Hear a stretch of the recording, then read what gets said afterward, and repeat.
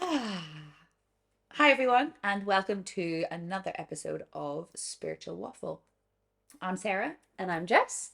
And today we're going to be diving into the very interesting world of plant medicine. But before we do that, what interesting spiritual things have you done recently, Sarah Moon Jones? Wow, so many, but I spoke about them all already. Mm. So we were part of Open Farm Sunday, which was amazing, down on Lopemead Farm, where we all run a lot of our practices from. And it was a really fun day filled of amazing stuff. I had had a big night out the night before, so it was a bit worse for wear. But luckily, I arrived just in time for Jess's meditation and yoga that completely sorted me out before I had to teach anybody. So thank you for that. Pleasure. And everyone was doing amazing things down there. It was really fun time. Yeah, it was a really nice time. I think there was like 3,700 people that came. Well, you would know if you ever tried to queue for food. Yep. Yeah, they're a little bit overwhelmed, I think. But no, it was such a nice day to like bring everyone together. And I think a lot of people that came onto the farm have driven past it because now Eddie the farmer has laid the hedge on either side. So you can see like the top of the teepee and the yurts, like Rosie at Remboga's yurt and Charlotte at the theatre on the farm's yurt. So it was really nice. Lots of people were like, I think it was basically lots of nosy people going, oh God, we've like driven past it, but we didn't know what it was. So it's lovely to be able to welcome them into our like collective community spaces. Yeah. Um, we held with Firelight a summer solstice sound bath Oh, lush. on Wednesday, which was sensational. So we always do like a solstice or an equinox with Craig, who's our really good friend who runs Soundworks in London. And there was a really lovely lady that came to the term is a group sound meditation rather than a sound bath, but that it's commonly known as a sound bath, so I'll refer to it as that. This one was like, oh, this is my first sound bath, and I was like, I sort of like sighed at her and went, I'm really sorry, but this is going to set the bar incredibly high. And she went, are you doing it? I was like, no, that would be incredibly up myself if I was the one facilitating. I was like, no, it's Craig, so I can actually say that. But we've done the spring equinox and and all of the other ones. When did we start? Last October, and we've always done them in the barn, which is great because the barn is like amazing acoustics. It's sealed and it's warm, but doing it in the teepee where you could hear the red kites and the kestrels and the wrens and the sparrows, and it was just and like a slight little breeze and the sun on your face, like a lot of sun on your face because it was super warm last week. But it was so magical. That added element of nature being there, just like right alongside Craig doing all of his amazing stuff with his sound, was really beautiful. And it was the first time in all the sound baths or group sound meditations that I've done where I actually felt like I went into a deep rest state. All of the other ones, even if they've been ones that we haven't organized, I'm just like in my head bouncing around like I'm in a mini little office and I'm like, oh God, that sounded really good. Oh, I wonder if anyone liked that sound or if that I triggered anyone for the just constantly thinking about how other people's experiences are. But I think probably being pregnant and it being like 39 degrees outside, I just was like, right, well the only thing that I can do now is just rest. And it was I had the best sleep I have had in probably years Wow. after that. I don't think I woke up at all, not to have a drink, not to go for a wee, not to change sides. I just full deep sleep for like Just 8 hours. the teepee was empty. Yeah. Just pick me up tomorrow. But yeah, we've got another one in for the autumn, Oh, which brilliant. seems weird. The autumn equinox in September on the Isn't it? 22nd. Yeah. But yeah, anyway, that's one we can talk about that at the end. But let's talk. Yeah, it looked stunning. I have to say, I'm gonna come to the Yeah, next one for sure. I'm sad that I do. missed that one. The videos of it, it's just such a beautiful setting down He there as is well. And he his Craigie boy is, and actually on that, I don't know when this ep is going to come out, but he came to us and he said, he really feels like what he wants to bring to Firelight is like an evening of expression Mm. because he plays the hand can and it's so good and I've never heard it live before, but it is like, oh my God, it just puts you into this state where you feel like every note just takes you off into a different direction. You're floating around like a piece of paper in the wind. And yeah, so we're going to gather. We're going to do it in August. We're going to gather around the fire, free event. You're welcome. And I know, and just come. And if you have something to share, share a bit of music, a poem, something that you've written, a reading, a thought, or you come and you just soak it all in. Wow. And we're just gonna like keep it so simple. And it's taken us a while, and it really has taken Craig to be like, I think he said, like, I know that it's in your hearts as well, but I feel like you need a bit of Craig energy to get it going. And I was like, that's exactly what I needed, because we're so busy with all the other events. It's sad that the ones that we really, really feel like will bring the community together and be for everyone, because it is free, Mm-hmm. that you can just come and just be. And it's the way that we all used to gather at the end of the day anyway around the fire, and it's how a lot of people still do that, and they just share about their day, and they talk about their worries and their happy times and their sad times, or they share something that they've experienced. And yeah, there's nothing like sharing to bring together a community. So, and Craig's going to be there mainly so Craig can do a little bit of gorgeous sound. But I mean, that is amazing. Terrible business model, but I know, awful.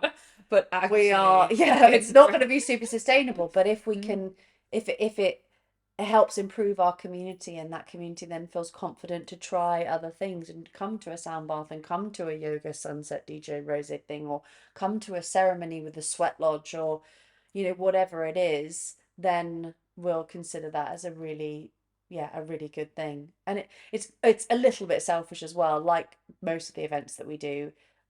All of the events that we put on pretty much are the events that we would want to go to. Yeah, And I would love to just go me around the too. fire. Also, I mean, it's a little bit late for kids, so I think once we do this first one, we'll see how it Mm. rocks and see if people are vibing with it. But to do another one that's a little bit earlier and have kids there as well, Beautiful. and like share some folk stories, Yeah, and like do us like somebody, teach a song and we can all sing it together. Like, is that just? I I love have it. a vision in my head of walking back from a festival, like walking back to your tent at a festival, feeling like a little bit jelly legged, quite tired, and then you just walk past all these people gathered around a fire, and Yeah, there's just something in you that's such like, go and sit with them. None of them knew each other before tonight, yeah, but they're all just sat and like in hushed tones, and then somebody stands up and says something, and it's all just a really shared, beautiful yeah. experience with no phones, no Wi-Fi, Hmm. no like nothing technological, just people and fire and sharing and Yeah. connection. I feel like that's what you guys achieve at all the live music events as well. There's a real feeling of community Mm. when you arrive and the hay bales are everywhere, and you just arrive when you might be arriving with, some of your friends, but as soon as you enter into the event and you sit in the hay bales, you're in community instantly. And actually the amount of connections of random people that I have met at some of the live music events that have then, we've got into conversation about things. They've come to my events, I've gone to their events, and we've become friends. Is, kind of, I imagine, just the ethos of the whole purpose of why will any of us do any of this stuff, really. So it's really beautiful to actually come back to that sort of Yeah. grassroots by firelight. Yeah, I Let's don't just want to gather. forget that. I don't want to forget the Mm. reason why we started it. And we can, the more we do, the more we want to do like big festival days for families, and like more elaborate, and explore different other areas of wellness and spirituality, and just bringing people together for just whatever. But to have those evenings where it's just really simple, and it Yeah. is for anyone at any time, if you just feel like you need to just come and be, then Bring an instrument. yeah, just anything, You know, anything. that's very common in Irish culture. Yeah, That's why we all play like the spoons and stuff, yeah. because it's You can bring the spoons if you want to bring thank the you, spoons. thank you, just to ruin the tone. Ding.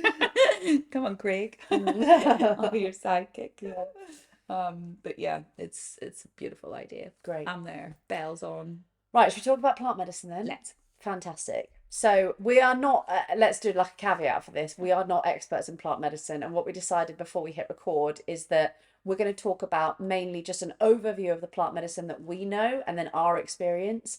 And then the next time we come the next time we come back to plant medicine, we will have in tow a expert in one of the plant medicines that we've discussed, hopefully. So we can basically, for a selfish reason, to kind of grill them and find out more about, what it is, where it comes from, and what the effects can be. So, plant medicine, what is it? Exactly. I mean, I guess, if we think even about like pharmaceutical drugs, Probably very few of them now because they're all synthetic. But back in the day, I guess they all were derived from some sort of plant or another. The herbs, the plants, they've always kind of been our medicine. And, the ancient tribes and shamans, they knew about certain plant medicines that, would be mixed with other plants to create an even larger healing impact. And if you were to talk up to any of these shamanic tribal folk and ask them, like, how did like ayahuasca, you mix this plant with another vine, they will tell you the plants told us. And I think that's kind of the bit that really interests me as well, is that kind of as well as this being just, a medicine that you can see as almost like a commodity. It's not that. The plants are conscious, they are communicating. They've been communicating with our ancestors for thousands of years. We've lost that connection a bit. And I feel like that's the bit, obviously, because that's probably the weirdest bit of it that I would be most interested in. And, the sort of research that I've done and explored out of just my own interest is, we know that the mycelium network that lives underground, that allows the plants and trees to communicate through hundreds and hundreds of miles, and they are sharing information and nutrients, and that mycelium itself, is making decisions and changing its mind, and or as to where it goes to. If a tree is cut down, it might provide extra nutrients to the stump. It's analyzing what needs more carbon, what needs, whatever nutrients a particular plant or tree needs, it's sending them there and then altering its decision making. And that means, it's conscious. That shows us very clearly that it's conscious, which I think we know, but it's not normal chat. No. And then I recently, though, and I mean, anyone that does circles with me and my cacao ceremonies knows I do talk about this quite a bit, but I find it so fascinating because the mycelium network I can get on board with quite easily. And it's almost like nature's internet underground. But they did a study on houseplants and they hooked them up to something called an ECG. I want to say that's it. And basically, plants communicate not only through mycelium network but also through something called nanochemical oscillation, which is where the tip of a leaf begins to vibrate, and creates a wave pattern, and then that reaches the next plant that it's trying to talk to. So it's actually as close to telepathy as we can get.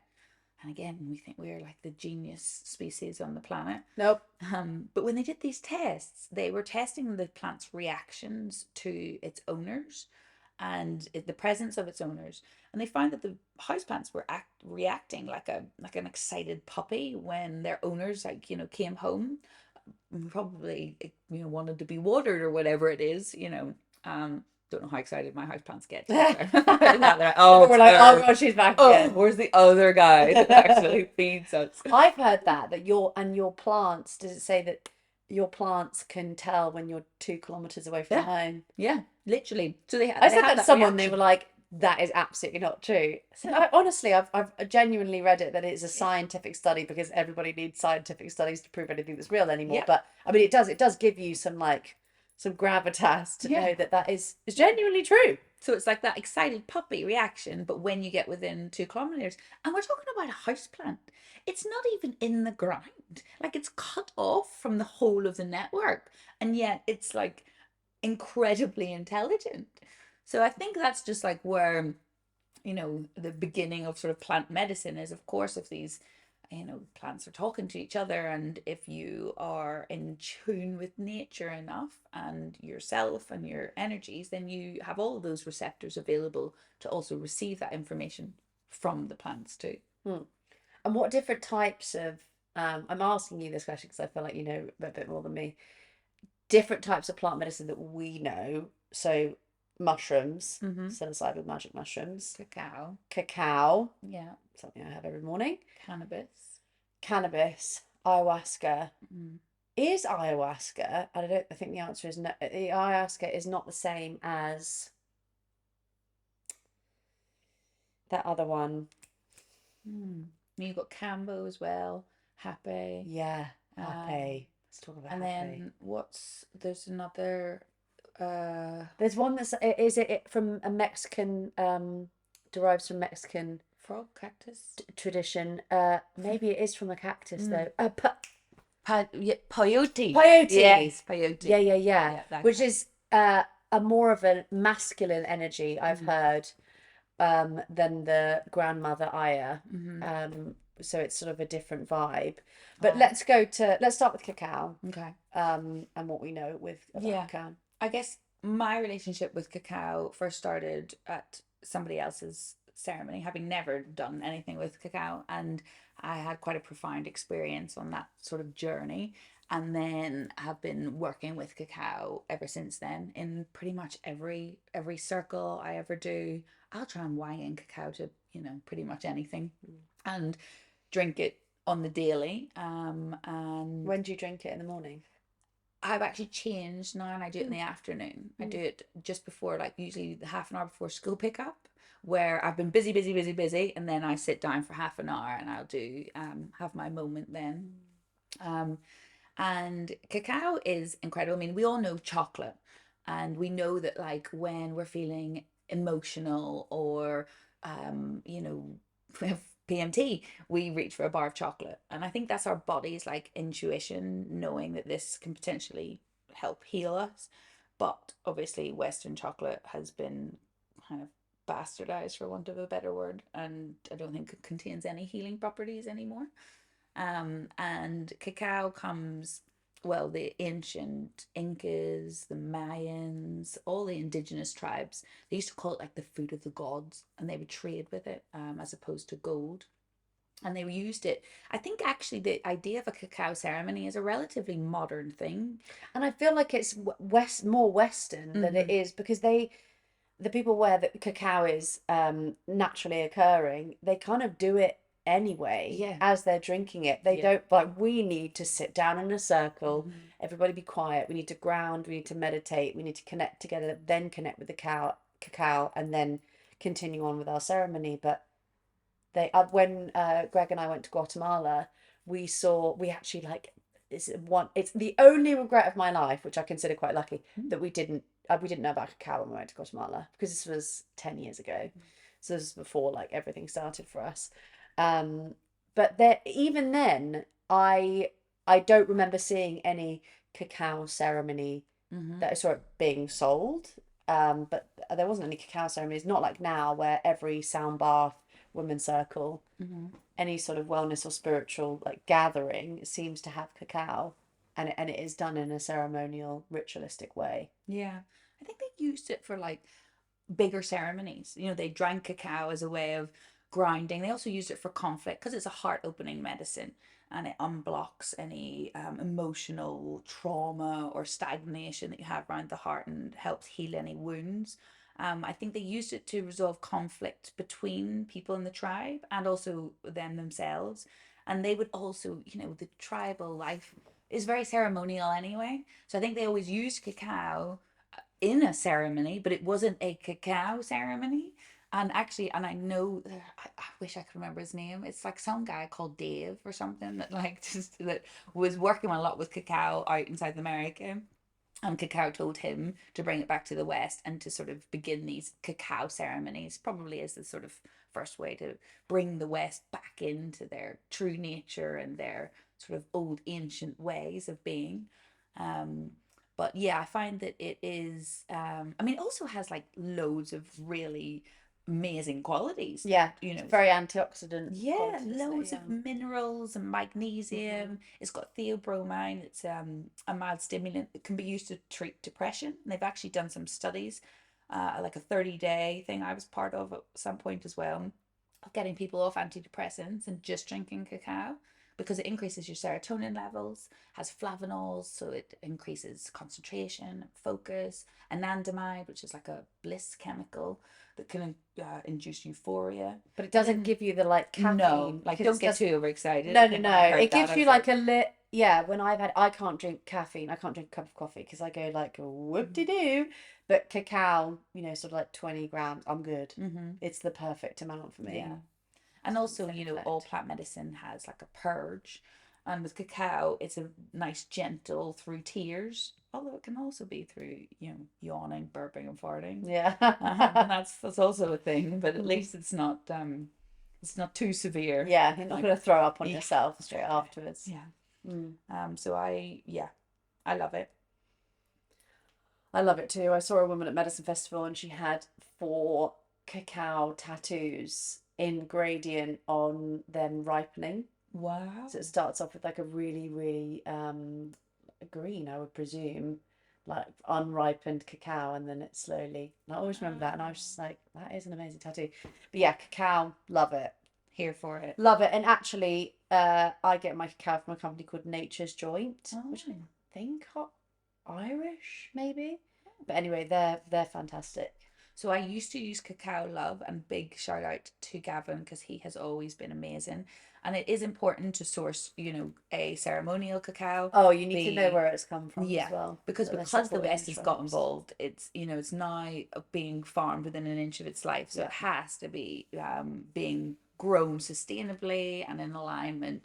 And also, there's a particular way of milling it, and it's all hand milled, and you just need to do your own research. But Cacao Love is incredible. I now use Forever Cacao, and I'll not lie, it's because they pre-grind it, and if I'm doing big ceremonies, I'm really grateful for it being pre-grind, even though old me would be so angry at new me, because old me would be like, you must cut it yourself, you must spend that time. I'm like, yeah, but I have 2 small children, so, and but they, to be honest, are always shoving their dirty hands in the cacao and calling it a blessing. You're welcome Yeah. if it comes out of there. So all those companies, I think, um, very much we're in alignment with, so we Yeah. would recommend them. Mushrooms. Yeah, the little shroom Little heads. shroom Oh, those little heads. friends. Um, I've never done a mushroom ceremony. no, Have you? I have. Big fan. Mm. Big fan of them. Not for everyone. Not cacao. So, I mean, you have taken mushrooms. Yeah. Yeah. Um, very different experience, mushrooms. And eating mushrooms puts you on a potentially 12-hour trip that can go any which way, and they can be seen as a bit of a party experience. um Whereas in a ceremony, it's different. My experience of taking mushrooms in ceremonies is that, like, all this trauma comes up, but the mushrooms take it. So although you might be crying your eyes out and rocking and look horrendous, it's like you're not actually feeling it. It's like it's removing it from you.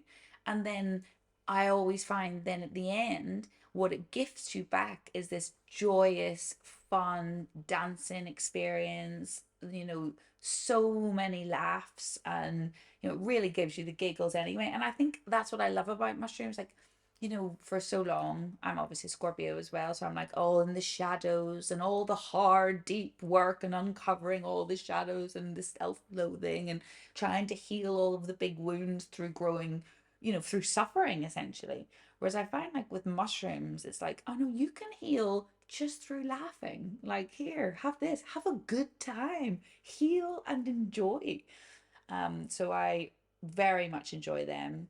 Also, a big fan of microdosing, especially around the time that mushrooms, grow here in that sort of November, December period, because they really help with like SAD syndrome, I guess, like the lack of light. I mean, and interestingly, have we talked about this before? As I try to teach my kids this, which very on PC, but real Santa Claus, real Santa Claus comes from mushrooms. Do you know this? No. So before, Coca-Cola got involved or whatever, the Nordic shamans would go around at Christmas time, the winter solstice, obviously, and gift everybody what they called the gift of presents, not presents, but presents. And at that period of time in those regions, the snowfall would be so heavy that it would cover the front door. So all the houses had a door in the roof. So the shamans would come in through the roof, which is where the whole chimney thing comes from. And the gift of presents that they would give would be psilocybin, magic mushrooms, to help everyone out of the darkness and to deal with those dark days. And those particular magic mushrooms are those, the red and white ones. So they would dress as the mushroom to honor it, which is where the red and white costume No comes from. way. And then everyone would have a Christmas tree with lights on it and presents underneath it. The presents were actually honoring the mushrooms that grow underneath the tree. And then because those particular magic mushrooms are quite poisonous to just eat as a human, they would first feed it to their reindeer, because the shamans would travel with reindeer, and the reindeer would eat it, and then they would drink the urine of the reindeer, which is what would, get them high. But that's where the whole flying reindeers comes from as well. Wow. So, and you can look that up. That is factually correct. I mean, according to, Google or whoever's put it on there, but that is the truth. So it's actually a shamanic tradition, Christmas. And that big Santa guy, who I still struggle with anyway at the best of times, go sit on the random stranger's knee. Doesn't feel quite right. No, but the shamans, I can get on board with them delivering magic mushrooms around the houses. Awesome. That's an amazing story. I've had the mushroom experiences that I have had in like a party setting, and then very quickly realized that is not what they were there for. That is not why they grow. But it's just, when you're at that age where you're like, sure, yeah, put that thing in my mouth. That feels like it's really fun. The best ones I've had have been out in nature, walking through woodlands, and feeling.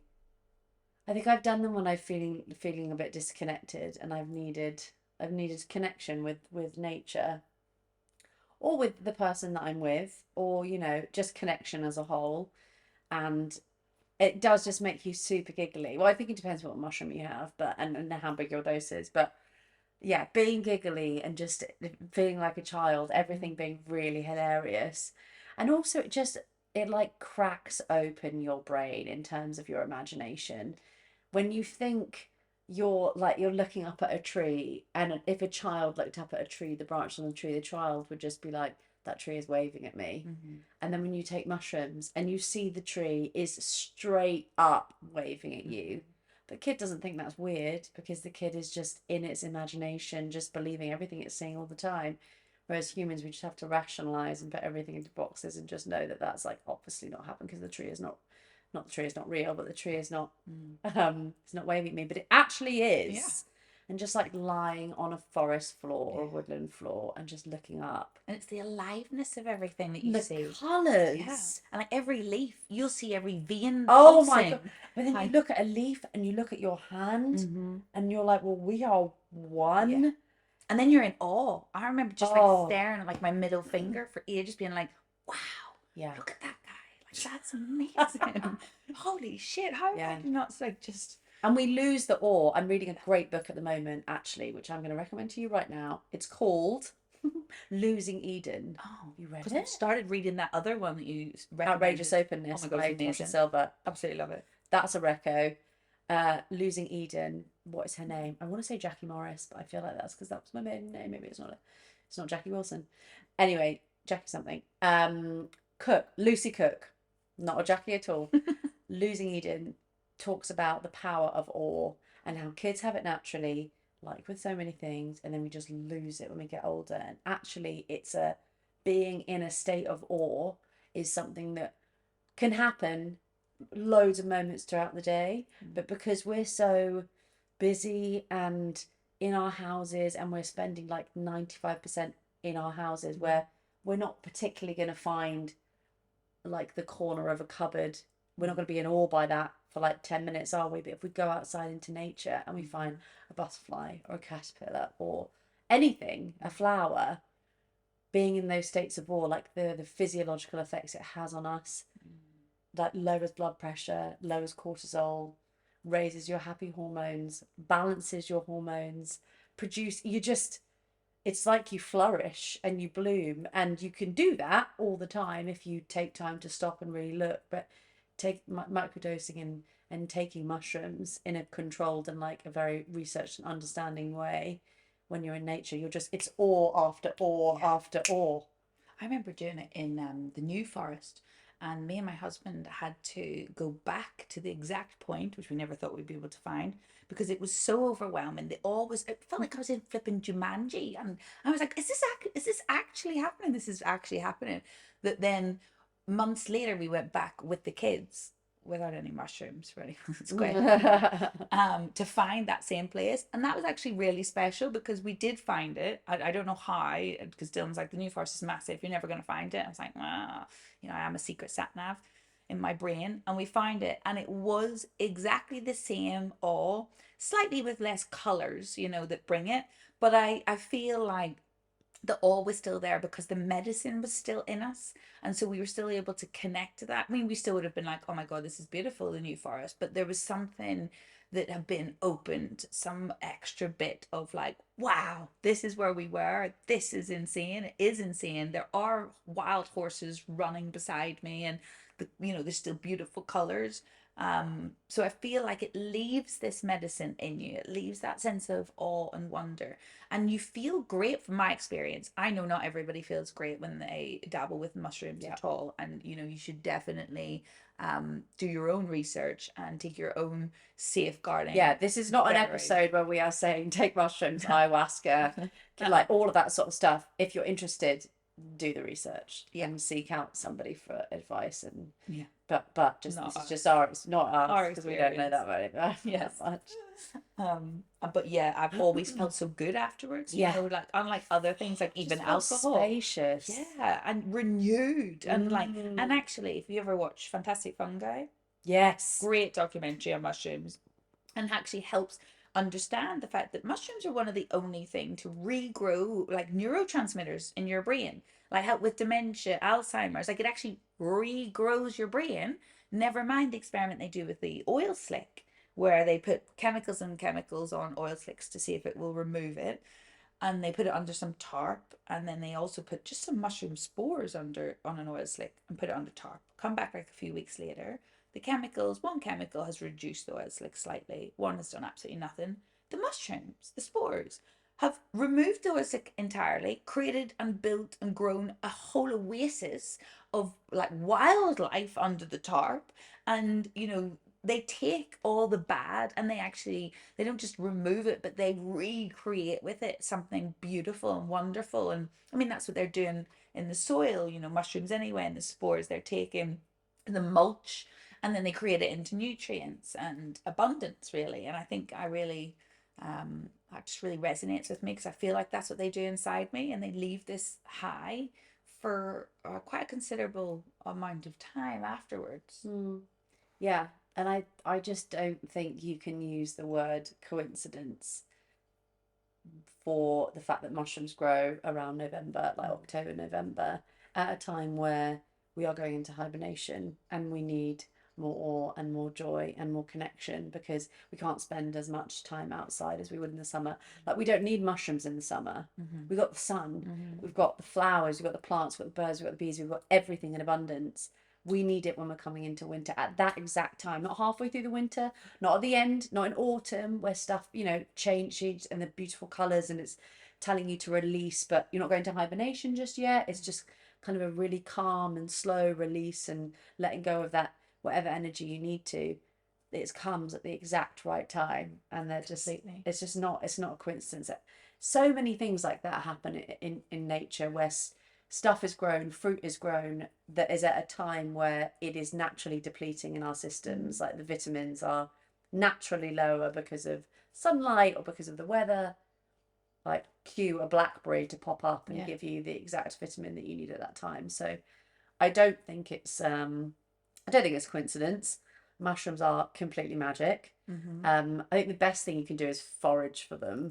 We go foraging in Wales, but I mean, you can find loads of places. There's a great map online that you can find that gives you like hot spots, and times of year. And it's weird, I don't know if you found it, but when I have foraged for them, I'll be like, oh, I don't find any, don't find any, don't find any. If I find one, or if I even bring some and I eat one, just a very small one, so that I'm not actually that affected, as soon as you eat it, it's like you just turn around. You've been in the same spot the whole time, and it's like, and they just appear, and you're like, oh, you were here the whole time. I just couldn't connect with you. And then it's Yeah. like, hi. They'll show you when they're ready to show you. And this really lovely blog that I read said, you know, it's a practice of kind of kind human nature, that you don't take all of them. You always leave the little ones, and you say thank you. I mean, you look mental. Oh yeah, I give when offerings. I leave offerings behind. little prezzy. And people walk past, you have to stand up very quickly and be like, hi, morning, yeah, no, having a great time, thank you. But yeah, you never take all of them. You say thank you. You can do like this lovely blog was like, you do a little song like to help like bring them out, and yeah, they'll be there for you. But if you're looking intensely for your own, and you know as soon as you find them you're going to take them quickly, as many as you can, I probably guarantee you're not going to find any. But if it's as with most things, like it's the intention. Like, what is your intention with this? Is your intention to forage them all and sell them for your own like financial benefit, or is it to expand and help your own personal growth? And I do think there's this like really maybe not dangerous, but there is this kind of negative connotation for plant medicine being put under the umbrella with weed, mushrooms, ayahuasca, anything like that, as like a stoner, lazy. And I get that, because we see it in stoner movies. There are literal stoners like being portrayed like Pineapple Express, which is just hilarious. But there are people genuinely who are using this medicine the way it was intended to be used, foraging it or treating it with the utmost respect, and using it for their own personal growth. I think there is also, as with everything aside, where we've certainly met people in the past in like the medicine world who have come from being an addict of one thing, maybe alcohol, and then just simply moved their goalposts into another plant medicine and used that in the same disrespectful and continued way, abusive way to the plant and to themselves. And that can be dangerous. But that's the spectrum of life, isn't it? Like, what are you gonna do? But if your intention is pure and you're using it to find that connection or to find that joy, then like more often than not, I think that's what you'll have. I certainly have a really good friend who did some mushrooms, and then he was like, he had such a bad trip. We didn't really get too much into it, but my sense is that maybe subconsciously there was something that was trying to come up, and he just wasn't ready to see it, feel it, hear it. And that's quite scary for somebody, and then you just shut the door, and that's fine, and that's okay. But yeah, if your intentions are good and pure, and you do with everything is in balance, like, don't do it too much. Do it if it feels right to you, then do it. I feel like mushrooms would be hard to do too often. I feel like it's Yeah, I think you're right. I think I was probably thinking like weed Yeah. but ayahuasca. I would say that ayahuasca would be difficult to do all the time, but I know people that do it So do I. all the time. Yeah. How do you have time to do anything else? I know. It's like a 3-day excursion. And then like an integration. Yeah, I period mean, of I can't so even long. I can't even imagine the people that hold the ceremonies. I mean, props to them, Yeah. because doing it every weekend is just, Yeah, it's a lot. then that's a quite nice segue onto Aya, because it's not something that yeah, we're not doing it. No. Like, we're not facilitating it with people. No. Hell's no. No, I've had absolutely like terrifying two me. experiences. One with a Oh, Brazilian. by the way, I Yeah. don't. The ceremonies are done with mushrooms. I have never held. No. None of That's us have never had. No, we don't no. hold them, okay? No, we don't hold them. And we Don't only roast have us. ever taken these things in the countries where they're entirely legal. Yeah. So With that disclaimer. yeah, ayahuasca, I've done two retreats. One has been with a Brazilian tribe, and one has been with a Spanish shaman. And both experiences, when I did the first one with the Brazilian tribe, they were amazing. they always talk about like being called to ayahuasca, and I feel like that it's not necessarily just in plant medicine, but in life you can feel called to do anything. You can feel called to learn a craft or learn to teach yoga or whatever it is, and it's just about following that call. And if you are forcing it on yourself, I think the likelihood of you having not a great experience is quite high, or if someone else decides for you that you need to do it. But for me, it was a really it was a mutual decision with Greg and I to do it together.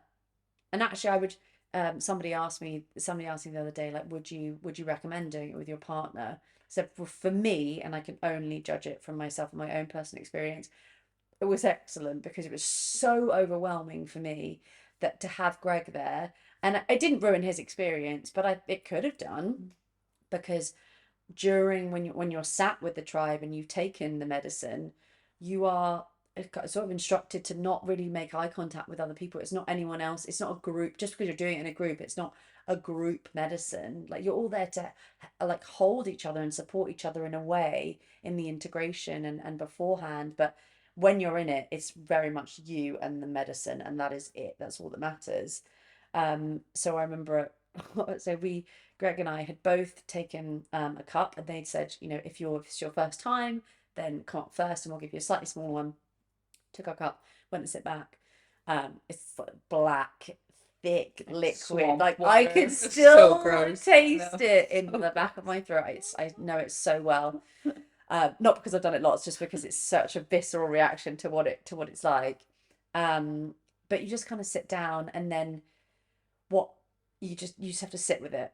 And I think that's the hardest bit, when you start to hear people, I was going to say popping off. They're not popping off, but you hear people start to go into their journey. Some people are crying, sort of swaying, talking, and you're kind of looking down. It's really dark. We're doing this. I think we started our ceremony at like 11 p.m. at night. It goes through the night.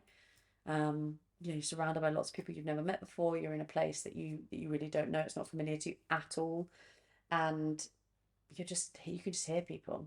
You just hear people. It starts to take hold of them, and you obviously don't have your watch or your phone or anything. You've got no concept of time. What I can imagine was probably after 3 hours or maybe 2 hours, they said, "Does anyone want to come up for a second cup?" And both Greg and I had felt nothing, and I know Greg had felt nothing because just before, a really lovely guy had said, a little tip is to have your palms facing up, so you're in a receiving posture. We know from yoga, palms facing down is grounding, palms up is receiving. And I could see Greg out of the corner of my eye flipping his palms to the sky with such vigor and force to be like, okay, I'm ready. I am so ready for this. So I could tell, and his movements hadn't changed. I could just see him out the corner of my eye. I knew that he couldn't feel anything either. So we just gave each other a cheeky little glance and like a little nod to be like, yeah, we're going to go up for a second cup. I went up for a second cup, came, sat down. And like, I've met a lot of people who have just needed one cup and that's it. And they've only ever taken one cup. And I thought, I am a badass. Taking a second cup, that was just my ego being like, God damn it, I'm cool. Sat down. And then because I'd gone up for a second cup, I was very much in an ego state of like, not only have I been like super brave coming on this thing that like not the vast majority of the population would think no thank you, not even that they wouldn't, it's not even that it's a bit too like woo woo, it's that people actually wouldn't want to do it because it's just such a like initiation. It doesn't sound like a good time. It doesn't sound like a good time. Barf your ring up, No, potentially no. yourself, and then be high for like scream. 10 hours Yeah. and it'd be really dark. So I felt like a bit badass, and then I sat down and I just had this thought that maybe I don't need any healing. And honestly, I knew as soon as I thought it that she heard. I know. As soon as it came out, as soon as it came across my brain, I was like, Mama Ayahuasca has absolutely heard that. And it was within minutes that I felt the biggest force of my life.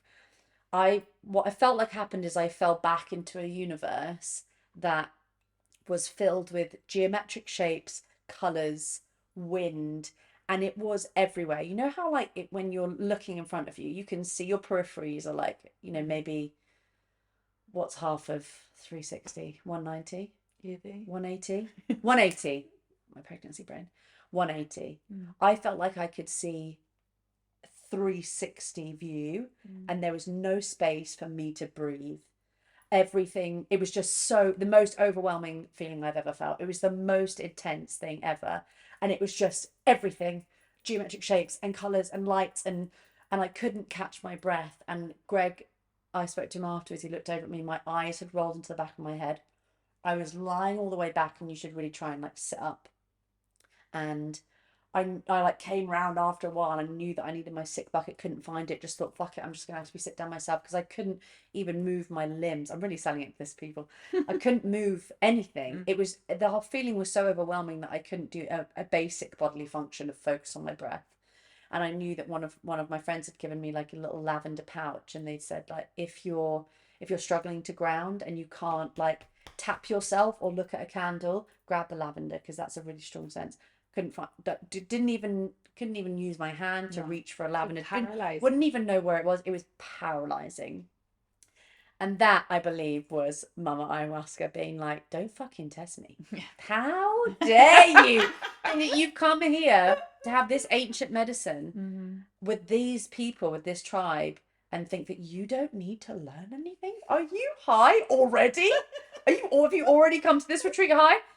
So that happened, and it was like, it was scary, but I sort of knew that I was in a grandmother energy. I assumed this grandmother energy was a little soft old lady. I was kind of imagining like the sweet grandmother from Moana, the one that kind of dances, and she's a stingray, and she's just soft, and she's gentle, she's wise. She's not. In my experience, grandmother ayahuasca is the kind of grandma that would like clip you around the ear and be like, wake up and like get your shit together, Carol. That's the kind of grandmother that I experience. Like, she doesn't take no shit, and she's not here to mess around. Throw her slipper at your head. Yeah, exactly. That kind of like fun, but also a little bit abusive, but it's okay because it's your grandmother kind of way. And so, but then I had like a really lovely time afterwards where I was sat, I was looking out, it was a full moon, and there was a North Star right there, and my message. And what's interesting about ayahuasca, and I'd be interested to hear your side of things, is some people see like a lot of visuals. Greg is a very visual person, so he saw a lot of visuals. Apart from me seeing loads of geometric shapes and colors, I didn't see anything else visually. It was more the messages that came to me just sounded like my inner voice. It sounded like me, but then you think about it as like Mama Ayahuasca is in me. So it would sound like me, but also we are all one, to go really super woo-woo. We are all one, we are all one of the same, we are nature, we are everything. So why wouldn't that voice sound like me? But I had to test it a bit and be like, is this me? Like, if there was a spirit guide here, what would that? I was having a bit of a conversation, and I now know to just trust it. Whatever I hear internally, I just trust it. But I was like challenging myself. I was basically having an argument with myself, going, you're just saying that this person's your spirit guide, but they're not actually here right now. No, I am here. No, you're not here. You're lying. You haven't got your hand on my shoulder. But I looked out of the door, saw the full moon, and I thought to myself, it just the thought or the message was that I'm the moon, I'm the full moon, and Greg is the North Star. And I thought that I was guiding our relationship because Greg had his struggles with his mental health. I thought that I was being the one to be like, come on, I'll light the way. But actually, the North Star was so bright and so directional, like a compass, that I realized actually, like, through his darkness and through his shadow work and through his healing journey, he's actually the one leading me. So I thought, again, like a little bit of ego, like, oh, I'm the moon. But then I realized how important the North Star was and how it actually was the other way around. And so that was just really lovely. And I just remember like looking at him for honestly hours, just looking at him being like, oh God, I cannot wait till this shit wears off. And I can tell you how much I love you. And then the next night, and quite a lot of that evening, all through like the early morning, I was just like, how the fuck am I going to do this again? Like, I do have the choice to say no, but I'm here for the whole thing. So I know I'm gonna stay. I don't quit, but boy, do I want to. And then the second night was a completely different experience. And I just remember I said, because you can have a conversation with Aya, and I said to her at the beginning, please be gentle with me. I just kept saying, please be gentle with me. And she was. And it was very calm. And I remember seeing like lots of kind of what I would think was like geometric code just coming into my heart. I didn't know what it meant. I just knew that good stuff was coming in my heart. And that was the 10 hours of that just happening. And me just sitting there and appreciating the rest and appreciating the calm compared to the night before.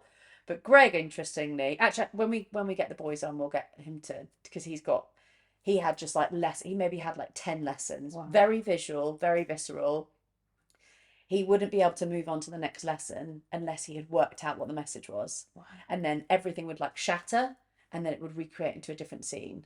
I mean, and at the end, when he was telling that, I was like, oh, that's so annoying, because I would love. I'm so jealous of I that. know. Oh, I was so jelly me bags. too. And I've had Oh, I that with love other the friends who have done visuals. it, been very visceral. You know, they've seen. Oh, my mate ayahuasca, went to they've the seen. dolphin planet, Oh, was up there with piss off. Buddha. I was livid, absolutely One woman livid. was like riding on the back of a stallion through a forest. You turn around, you just see all these horses, and I'm like, oh man, I just saw some triangles and some squares. Are you kidding me? Like fucking algebra. Yeah, but you just have to be like, okay, cool. This is me. This is my brain. This is what happens to me. What was yours like? What was your first experience like? Oh God. I was terrified. Of course. Obviously, I think maybe from doing already, having quite a lot of experience with hallucinogenics makes you like even more scared. You're like, shit. Yeah, I know where I can go. Yeah, and also hearing so many people's stories from my friends of mine, but at the same time, it's like I want all of that. Like I want to go to the planets. I want to go up there. I want to talk to creation. I want all of that, but a little bit squeaky bum. And then, we'd had to get the kids to be looked after. It's a whole big thing, and you go up and wherever you're doing it, and you set up your bed. You're with all these other people, and honestly, like after I took the first cup, and actually the shaman there was like, she looked at me and was like, big cup, and I was like, big cup, like, and I know Big cup energy. big cup, yeah. Things don't really tend, my constitution, whatever way my body is, I always tend to need like a higher dose of everything anyway. So I was like, okay, and I went back, sat down in the bed, and some stuff started happening. It felt very much like acid, and that sort of the feeling I could feel and see that kind of, it wasn't the sacred geometry more than just like you're like in that video game of like and you're part of it, of all that, and it was pleasant enough. And then everyone else around me started their journey, and then I felt like I was in a fucking insane asylum. And honestly, I was like, this is the weirdest place I've ever. What am I doing here? Like, there was a girl stood beside me. Bless her. She's obviously going through her journey, but whatever energy I was in, she was like, that girl from The Ring, that like with the long hair. Samara. And she was just like stood on the end of her bed, like rocking. I was like, what the fuck is happening? Somebody else was having some demon pull from their throat. And I was like, Jesus, wailing going on everywhere, loads of barfing. And then I started to get like really a bit angry because I was like, what the fuck, man?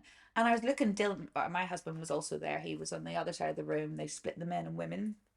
And I was kind of like having my experience, and I was like, this is nothing. Like, this is not a thing. This is just literally like an acid or a mild mushroom trip. I could be on my goddamn sofa doing this. I do not need to have had my kids being looked after, stay up all night, be in this crazy quackery asylum. So I got up and went up for another cup.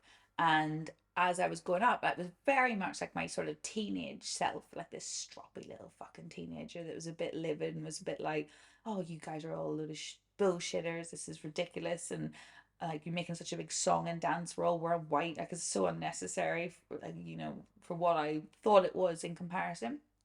I do the second cup, which again is another large one.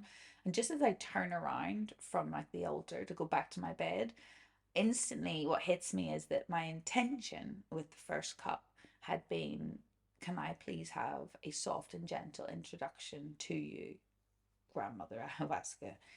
And then I had Storm and Normand up to the altar for my second cup, like some fucking brat attack. It was just like, oh, know so much better, and this is nothing, and you're all making a big song and dance out of nothing.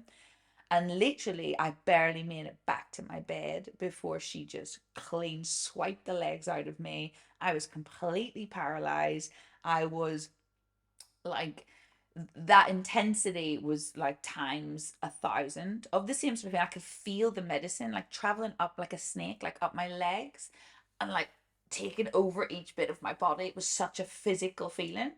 And I still didn't have like mad I still have the like not crazy visuals. I also am always desperate for the visuals. I'm like, bring it to me, I'm here, I'm ready.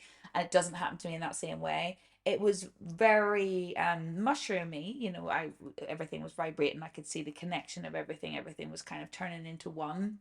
But it was like it was still stuff that was there. It wasn't like I'm on a different plane seeing things that are not present. It's like the stuff that's present, I'm seeing all of its auras and its vibrations and frequencies. Um, and then obviously I was like, I'm going to be sick. So sat up to retch and just kept retching. And then all of a sudden, like all the, you know, they have loads of like shamanic helpers. They all descended upon me with all their feathers, but I was still in my brat energy.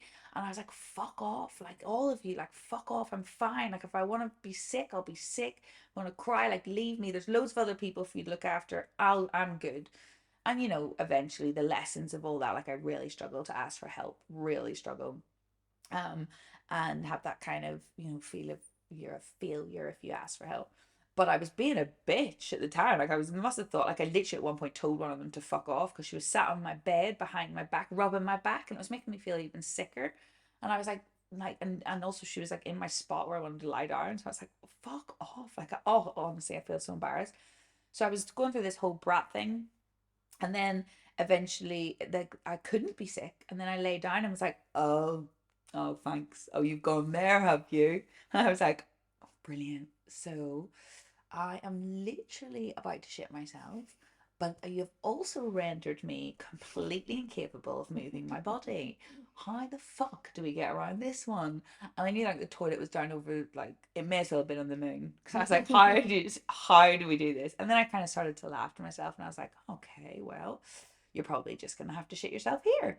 It's fine. They'll clean it up. Like I was like, so, like awful side of me. They'll clean it up. Look at them. They love it. They're cleaning everyone's shit up. Like this awful, awful, bratty, unhealed teenager of me. And then eventually I worked through that, through a bit of a whole journey, and then and came to the lesson and the ability to put my hand up to the woman that I had told to fuck off. And she came over with this loving smile and this open heart, whereas I would have been like, how can you even hold that for me right now? Like I was such a dick to you. And I was like, please can you take me to the toilet?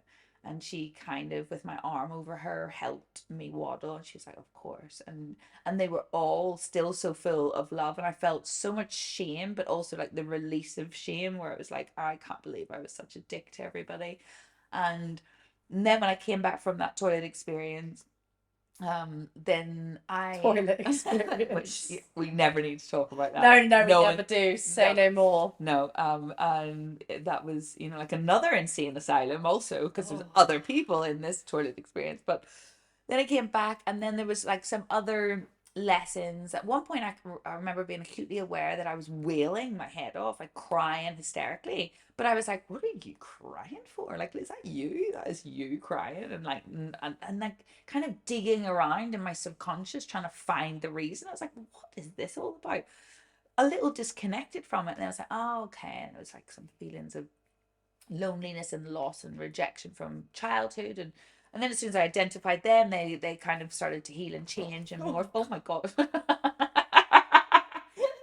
Sorry, it's just the cat. Oh my god, he scared the crap out of me. Quite literally. No one needs ayahuasca around here. We have Scoops the cat. Oh, um yeah, so there was a lot of that. And then I remember still being a bit jealous of other people's experiences, you know, in the sharing, etc. But I was like, I wanted all of that. Oh no, then I remember being like, okay, I know what this is now. I've got this. Bring it to me. I want creation. I'm ready. I'm not scared. I want to meet you. I want everything. Like let me know all the stuff. And then it was like this sort of silence. I was like, fuck's sake, okay. And then I remember seeing like this black darkness, like complete and utter darkness. And then as this darkness started to open, it was a bit like a circle. And behind the circle was like this golden like numbers. It was like, but like, you know, like on a computer you see like coding where it's like and the numbers are moving, changing constantly. Like it was like that as it kind of started to crack open, and then I was like, oh, and I thought about the fact that everything's made up of maths, and I was like, I'm asking the wrong questions probably here, but okay, that is creation. Like creation is like, what do you want me to show you? Like the bearded guy sat on the throne. I'm like, kinda, yeah. Yeah. If you could If kind you of, wouldn't if mind. you wouldn't mind just being him for a moment, and then telling me that you're not a him, but you're actually a her. If you could just follow my narrative, that'd be really great. What I script for you, and then I realized, okay, actually, there's no point in that. And then that was fine. And then I remember being really worried about Dylan. He's had some serious trauma in his life, and he's dealt with all of it like so amazingly. And he's such an upbeat human that I'm always a bit like, oh, but this will be the time it's gonna come up. Like, be prepared. Oh my God, like it's gonna come up. It's Strap gonna come in. up. Yeah. And he's like, okay. And he was in the men's side, and he was like surrounded by these two quite macho alpha men covered in tattoos, big beards, very muscly, looked like they spent a lot of time at the gym. I mean, teaches you to judge anything, right? But within moments, they were both crying and wailing. So I was like, okay, Dylan's in the middle of them. It's going to happen to him soon enough. And then obviously I went off on my shitting journey and stuff. So I didn't know what had happened to him. So at the end of that first night, as soon as they were allowing us near each other, I kind of ran over to him and was like, are you okay? You okay? And he literally just turned around to me and was like, meh, I've driven on worse. It's like, fuck you. Oh, fuck you. Didn't touch the sides. It did, but he was joking, obviously. But it was still good. I can't really remember. He can tell us his experience when they come on. And then the second night, because you obviously do it throughout the whole night and you haven't eaten all day, and then you don't finish till like 6 in the morning, and then you given like some kind of breakfast, and then you got about 3 hours to rest before it's back into that system. And really, at this point, both me and Dylan had kids that were really little, and we're like, we just want to sleep, man. Like, we are, why are we doing this to ourselves, doing all nighters of torture, which is essentially what you're doing to yourself, to drink something that tastes gross. But obviously, we came back, so like, we're not gonna give up now. And it was a very different experience, the second one. She said it was actually stronger, a stronger experience. Be prepared, but it wasn't at all. And actually I only took one cup, and then I was like, oh, it was quite mellow, it was quite nice. I was like, okay, this is pleasant enough. And I was getting some kind of messages and downloads, but they were very light, and they were quite enjoyable. It was sort of like lifted stuff, it was very much. And then the message, because the music was really good. The people are playing live music on that journey. It's incredibly important, but it's really good. And loads of me wanted to dance. And then I remember that was the message. It was like, it's okay. Like, you're always just trying to use any available opportunity where you're not parenting and mumming to like heal some giant gaping wound that you feel, or find a wound to heal and go through all this suffering. It's okay to like just enjoy yourself. So when Dylan went up for a second cup, I saw him go up. I think he went up a few times actually that night. He had quite a few. I was like, I could, or I could just let this guy wear off, and then I could get up and dance. I'd be capable of moving my own limbs, and I could dance. And that's what I decided to do. And that's what happened. So then I spent the whole rest of the night dancing around the center to the good music and having a really nice time. And allowing myself, I guess, permission for that, like kind of removing that like almost ancestral pressure of, you got to be working hard, you got to be producing, you've got to be doing the things. And, that's what makes us strong, is facing all of the struggle.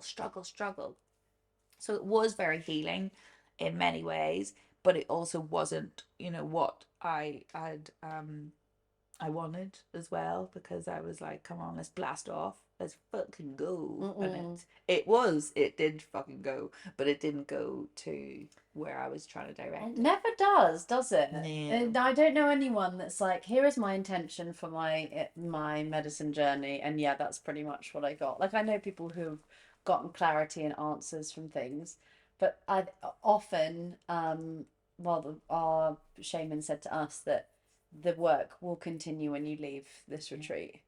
I'm like, what? Are you kidding me? I've done 3 days of this and now the work starts?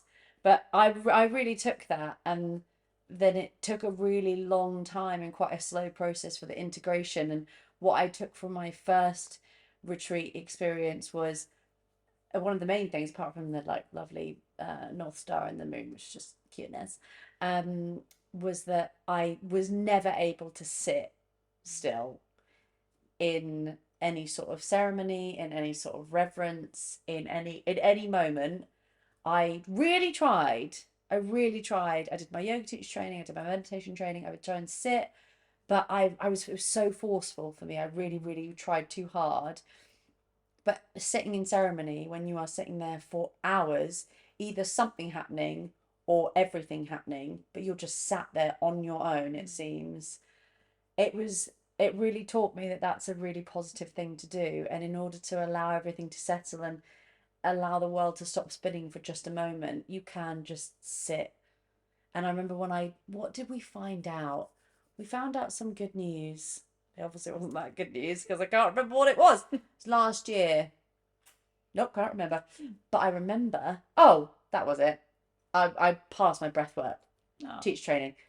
PS, I don't think actually it was like a test, but we just like all of my like my coursework and everything came back and it was all really good. So, and instead of like exploding with excitement, I just sat and I was like, what am I feeling right now? Like just gave myself like 10 minutes or however, I didn't, wasn't timing it, however long it was.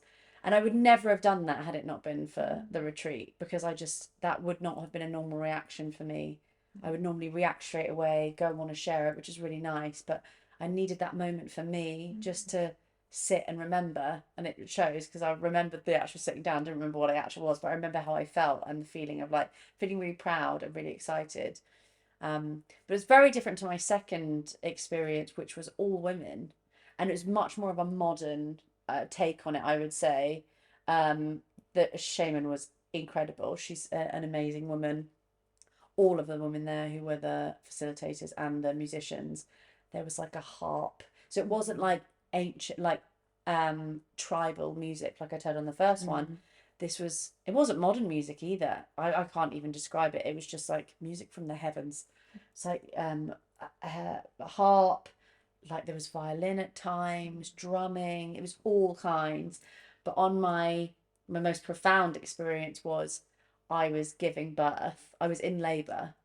So I had to, my second night, I think, and I knew pretty much early on that I had to take off all my clothes. This is not a surprise, that's not unusual for me, but it's because I had a white dress on and it was really tight, like underneath here. So I was just like, take it all off. Oh, and the night before, I'd had a really funny night, me and this girl next to each other. Laura were just really laughing at each other because we were just making silly sounds and then we were making each other laugh, and it just reminded me of being a child and it was great. But I also laughed at myself because on the first night when I was fully clothed, I just kept on pulling blankets over myself, but never being able to feel like I was in a blanket. So I must have stolen like everybody around me blanket, because I'd pull a blanket over and then like 10 minutes later I'd be like, where's this blanket gone? Gosh, pull another one over. And I must have just pulling it over my head, but all the way over so that it would drop down, and then not noticing straight away. I'm just feeling like the blanket's gone again. Let's do it again. And I called myself out loud. I said, I'm the blanket lady. And it really made me laugh. And I was just, the next day I was like, what was that about? Like, that was just me being a kid, like just being a complete child. The second night, I realised why I was the blanket lady the day before, but because I was going to take off all my clothes. It's like my body knew that I was going to take off all my clothes. I'm going to need those blankets, like to genuinely keep warm because it was in winter. So I was just like kind of wrapped a little bit in blankets, but like completely naked. And I just knew I was in labour. I think it's because Greg and I were talking about having children, and it was very much like the medicine was saying to me, like, you've thought about actually having a child in your life, but you really haven't given any thought as to the labour, like that initiation that you're going to go through. So like, how about let's just give you a little dry test run. So I remember being on my hands and knees, and I was like mooing, and now that what I'm learning through birth is that pretty much everything that I did at the ayahuasca experience is what women have reported doing during their birth, during a natural physiological birth. Hands and knees, swaying side to side, squatting down, Literal mooing. yeah, literal mooing, like these like screams and these very like guttural, earthy sounds. All of that was happening. I was moving from hands and knees. I was on my side. I knew I felt really bloated at the time, and I couldn't remember whether it was actually like I was actually feeling bloated or whether that was just the feeling that came with like my experience. But I knew that I couldn't stand up like fully. I would have to be like squatting down. I knew that I couldn't lie on my tummy. I knew that I couldn't lie on my right side. It had to be on my left side or hands and knees or squatting. And I was sick quite a lot. And I was just like, this is me. Like, if I want to go through birth, I'm going to have to learn how to be resilient. And it's really just going to be me. Like, obviously, I'll have Greg. Who's Greg? I think it was Birth and Greg together. Obviously, I'll have Greg there, but it's me. I'm the one doing. It's my body that's doing it. So I really have to be prepared. And I felt like it really did prepare me. And then after, I mean, Unfair having to have another I birth and no know, baby to come out, like, but you know. maybe after 7 hours of that, 7 hours, like it was, I mean, I'm saying 7 hours, like I knew the exact time, but it was the majority of the Did it night. hurt? Were you having like contractions? Yeah, it and was, shit? yeah, it was, I don't think it was contractions, but it was like really a lot of pain around my belly, a lot of pain, like big cramps. Um, and then I just, the music changed and it was really light and beautiful. And I kind of just popped up. And in my head, I was like, have I just given birth to myself? Is that what I've done? Have I just been reborn? But I got up like naked as the day I was born on that fucking dance floor. And all I could just see the faces of all these women around me, and like a couple of the other sisters got naked as well. And I was just dancing with so much joy because I hadn't been able to move my body in the way that I wanted to for the past like however many hours. And yeah, that was my experience. And I remember just going over to my two really good friends, Molly and Emma, and just being like, you will not guess who I just gave birth to. Myself. It was wild. But I really truly believe, and what's funny is that we conceived in February this year. So I remember having the experience and thinking, am I either gonna, like, it'd be wild if the following February, which is when it happened, I would be actually going through birth, but it's not. But that's when I conceived. It's like I needed a whole year to like let that integrate for my body to be like, right, now it's go time. Let's do this. And so, did it make you feel like more prepared for the birth? I don't know if you can really feel, I mean, you tell me, I don't know how prepared one can feel, but I do feel like the overwhelming intensity of my first ayahuasca experience and my second, even just practicing, practically being on hands and knees, mooing and being okay in front of a bunch of women I'd never met before. And I'm not particularly like a shy person anyway, but it just felt very natural. So even just having that practice, I feel like that stood me in like reasonably good stead for birth. I mean, I'll report back after the birth to see if I actually did any of those things. But it felt like I was being given a bit of a gift, even though despite the pain and the uncomfortable, I remember just thinking, like, right, it's just me and you. Like, it's just me and you. We've just got to breathe through this and we've just got to keep on coming back to our breath. And hello, sweet friend. The cat's here again. So yeah, that was my experience. Wow. But I'm not sure. A few people have asked me since, like, would you do it again? I mean, if I needed to, I would. If I felt the call, I would. But I did those two experiences within 4 months of each other, which I think is a bit unusual. Yeah. But I knew as soon as I came back from my first one, I knew I had to do another one, and I knew I wanted to be a women one. I knew I wanted to like have more of an opportunity to access my feminine energy, which is something that I've been trying to balance out for a while. I knew like what better way to do it than to surround myself with women. And it really did help. It really did help, like reminding me that, like, coming from a dance background, like I love dancing and I did so much dancing during the experience. And It's so funny that we had that similar thing. I Like, actually, that's know. what we really wanted to just do. I just want to dance. Which is just a form of like moving our energies and stuff as Yeah. well. And just in a way that's not like, I don't care what I look like. I don't care if I'm trying to look a certain, like you think I'm trying to look a certain way, or it's, I don't really care. But I just, yeah, I really enjoyed moving. And I now dance way more. I almost dance way more, not way more now than when I was in college, but when I came out of college and I was going to classes and auditions, I dance way more now than I ever did then, because I'm just dancing in the morning, making my cacao, or like if I'm outside and just having a nice time, I'll just have a bit of a dance, just to the bird song. And I know I look mental. No, I don't. Not around me. That's No, for not sure, around but you. yeah, But if any neighbours are looking on, I'm like, I must seem like I need to be in the loony bin. yeah. I feel like we could talk on for ages about loads of this. But we should probably wrap it up. Probably. I feel the same. I'm in no rush to do ayahuasca again. I do, however,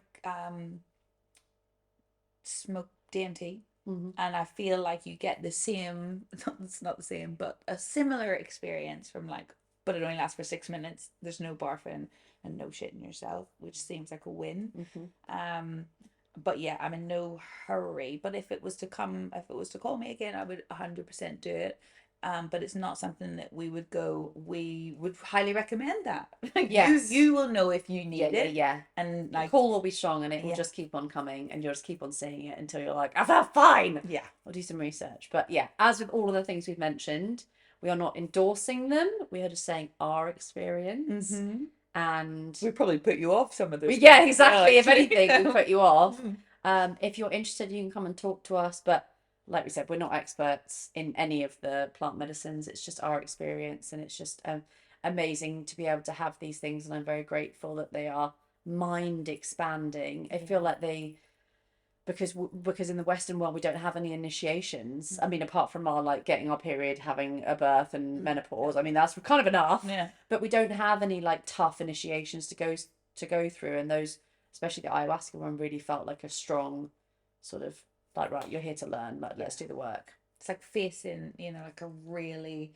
high slide Yeah, that you're yeah, I've terrified got of, this. Yeah. but you're like, fuck it, I'm gonna do it anyway. Mm. And then, you can't be arse climbing all the stairs to get all the way back up to the top of the slide again. I've already done it once. Yeah, exactly. Yeah. It's a little bit like that for me. Thank you so much for joining, everyone, and we'll see you soon. Bye.